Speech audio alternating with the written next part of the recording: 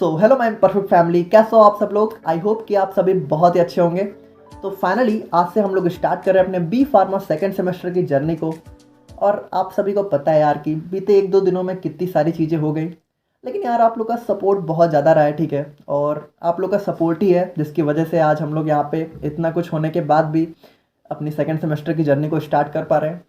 और देखो, बस एक ही बात कहनी है कि ये चैनल बस आप लोग के साथ पे चल रहा है। जब तक आप लोग का साथ है तब तक यहाँ पे चलता रहेगा। बाकी देखो, बातें तो बहुत सारी हैं, होती रहेंगी। हम लोग अपना आज का वीडियो स्टार्ट करते हैं।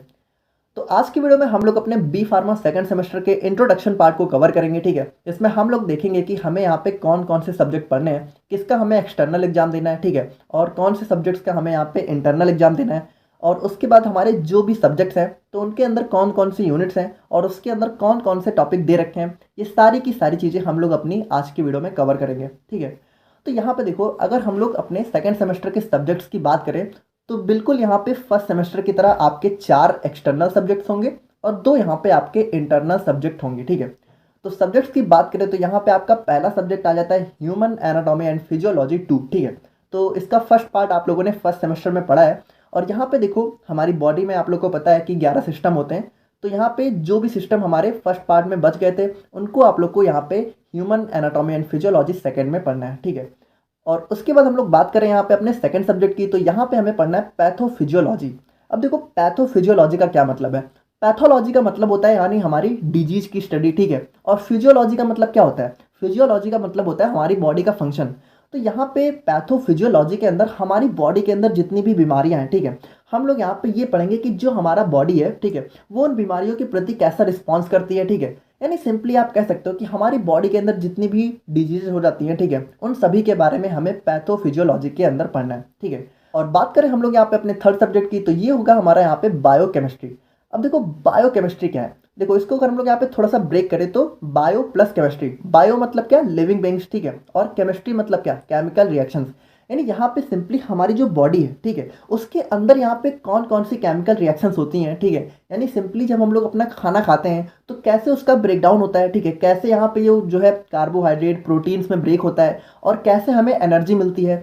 तो उन सारी चीज़ों की ना बहुत सारी केमिकल रिएक्शंस होती हैं। उन सारी चीज़ों को हम लोग को अपनी बायोकेमिस्ट्री के अंदर पढ़ना है। और उसके बाद हमारे यहाँ पे फोर्थ सब्जेक्ट आ जाता है ऑर्गेनिक केमिस्ट्री फर्स्ट। तो यहाँ से आप लोग की स्टार्ट हो रही है ऑर्गेनिक केमिस्ट्री। देखो, फर्स्ट सेमेस्टर में आप लोगों ने पढ़ा है इनऑर्गेनिक केमिस्ट्री और यहाँ आपके सेकंड सेमेस्टर से आप लोग को पढ़ना है ऑर्गेनिक केमिस्ट्री। तो इसके यहाँ पे आप लोग को 3 पार्ट पढ़ने हैं, जिसमें फर्स्ट पार्ट आप लोग को सेकंड सेमेस्टर में पढ़ना है, सेकंड पार्ट आप लोग को थर्ड सेमेस्टर में और थर्ड पार्ट आप लोग को फोर्थ सेमेस्टर में पढ़ना है, ठीक है। यानी यहाँ पे देखो, केमिस्ट्री से तो आप लोग का पीछा नहीं छूटने वाला है। तो अगर आप लोग यहाँ पे अभी तक केमिस्ट्री से पीछे छुड़ाते आए हो, ठीक है, तो देखो पढ़ना तो पड़ेगा आप लोग को, ठीक है। अब देखो, यहाँ पे आप लोग को लगता होगा कि केमिस्ट्री बहुत ज़्यादा टफ है, ठीक है, बट यहाँ पे कुछ भी ऐसा है नहीं, ठीक है। बहुत ही बेसिक चीज़ें हैं। हम लोग यहाँ पे सब कुछ स्टार्टिंग से कवर करेंगे, तो बिल्कुल भी परेशान होने की ज़रूरत नहीं है। देखो, बस एक ही बात है कि अगर आप लोग पढ़ना चाहोगे, ठीक है, तब तो पढ़ सकते हो, लेकिन अगर अब आप लोग पढ़ना ही नहीं चाहोगे, ठीक है, तब तो भाई नहीं समझ में आने वाला, ठीक है। तो अब देखो, भागो मत, ठीक है, आप लोग को पढ़ना तो पड़ेगा। तो यहाँ पे हमारी केमिस्ट्री जो है स्टार्ट हो रही है। अब देखो, ऑर्गेनिक और इनऑर्गेनिक केमिस्ट्री में बेसिक डिफरेंस क्या होता है कि ऑर्गेनिक केमिस्ट्री में हमें जो है अपने हाइड्रोकार्बन यानी कि कार्बन और हाइड्रोजन के बारे में मेनली पढ़ना है, ठीक है।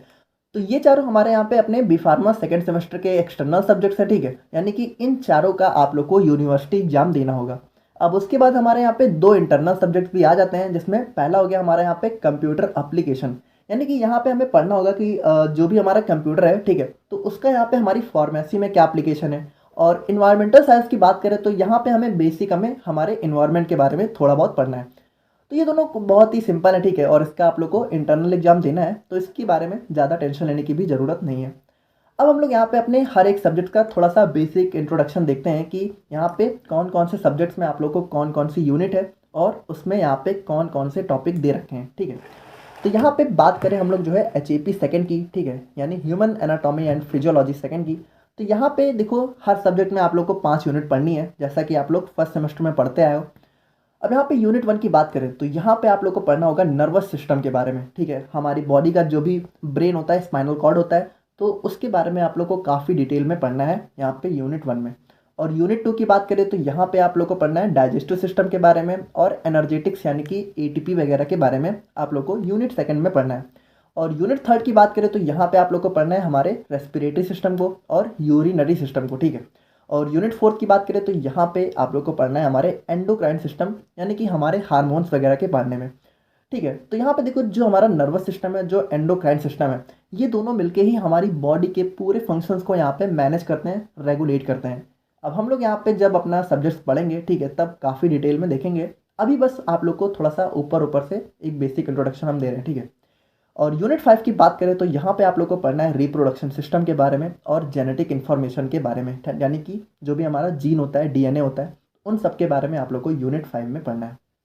और बात करें हम लोग यहाँ पे अपने सेकंड सब्जेक्ट की, तो ये हो गया हमारा यहाँ पे पैथोफिजियोलॉजी।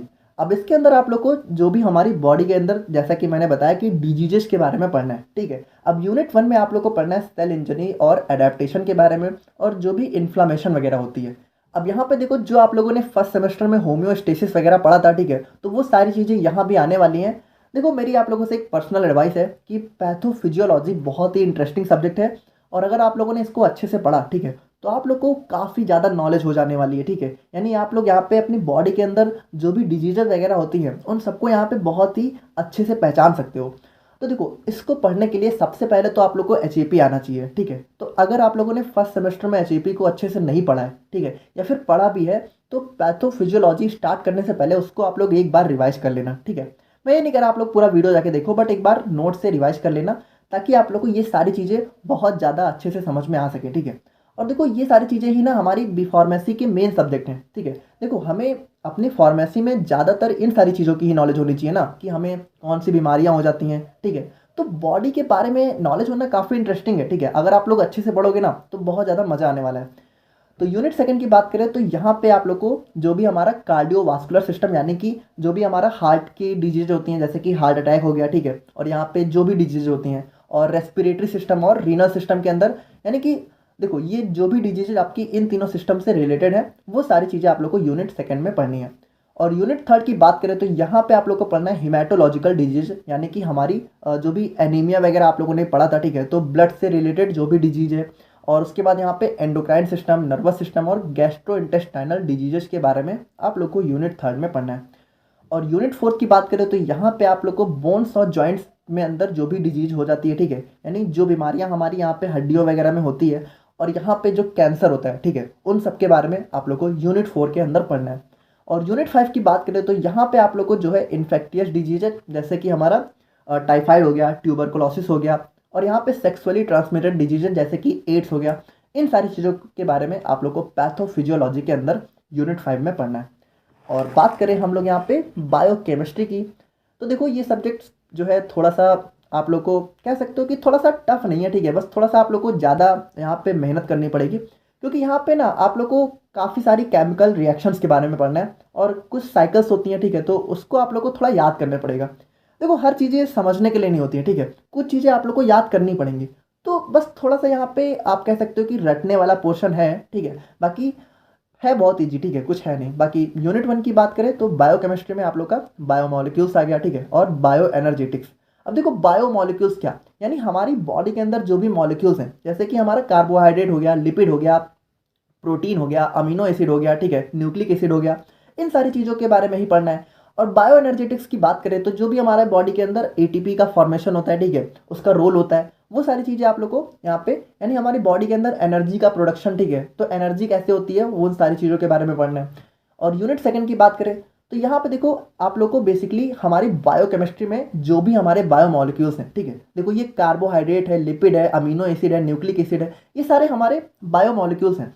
तो इन्हीं के मेटाबॉलिज्म के बारे में ही आप लोग को आने वाली यूनिट्स में पढ़ना है, ठीक है। जैसे यूनिट सेकंड में हो गया हमारा कार्बोहाइड्रेट मेटाबॉलिज्म, ठीक है, फिर बायोलॉजिकल ऑक्सीडेशन, और यूनिट थर्ड की बात करें तो lipid metabolism, amino acid metabolism, ठीक है, और यूनिट फोर्थ की बात करें तो न्यूक्लिक एसिड मेटाबॉलिज्म और जेनेटिक इन्फॉर्मेशन ट्रांसफर। और यूनिट 5 में आप लोग को यहाँ पे एंजाइम्स के बारे में पढ़ना है, ठीक है।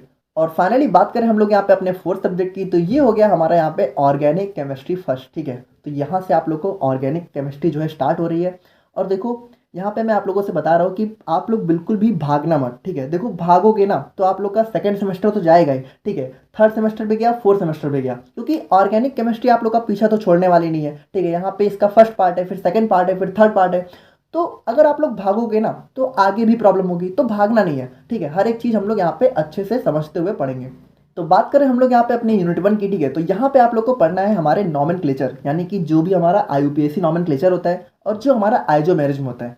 तो देखो अगर आप लोगों ने 12th में ऑर्गेनिक केमिस्ट्री थोड़ी भी अच्छे से पढ़ी है तो आप लोग का यहाँ पे ऑर्गेनिक केमिस्ट्री 1 बहुत ही ईजी जाने वाला है, और अगर नहीं भी पढ़ी है तो भी ईजी जाने वाला है, ठीक है। हम लोग है ना। और यूनिट 2 की बात करें तो यहाँ पे आप लोग को एल्केन्स, एल्कीन्स और कॉन्जुगेटेड डाइन्स यानी इन सब के बारे में बहुत ही डिटेल में पढ़ना है, ठीक है। इसके अंदर हमारा जो भी रिएक्शंस होती हैं। और यूनिट 3 की बात करें तो यहाँ पे आप लोग को जो है अल्काइल हैलाइड्स और अल्कोहल्स के बारे में पढ़ना है। और यूनिट 4 की बात करें तो जो हमारे कार्बोनिल कंपाउंड्स होते हैं, जैसे हमारा एल्डिहाइड हो गया, कीटोन हो गया, तो इन सब के बारे में आप लोग को यूनिट 4 में पढ़ना है। और यूनिट 5 की बात करें तो यहाँ पे आप लोग को पढ़ना है कार्बोक्सिलिक एसिड और एलिफेटिक अमीन्स के बारे में, ठीक है। तो ये था हमारा यहाँ पे बी फार्मा सेकंड सेमेस्टर का इंट्रोडक्शन, ठीक है। और इंटरनल सब्जेक्ट्स आप लोग यहाँ पे देख लेना, ठीक है। उसको हम लोगों ने यहाँ पे कवर नहीं किया है। अब यहाँ पे देखो 3-4 दिन मान के चलो आप लोग और लगेंगे, उसके बाद से यहाँ पे प्रॉपर लेक्चर वीडियोज आना स्टार्ट हो जाएंगे। और आप लोग यहाँ पे कमेंट करके बताओ कि कौन सा सब्जेक्ट आप लोग चाहते हो कि हम लोग पहले स्टार्ट करें।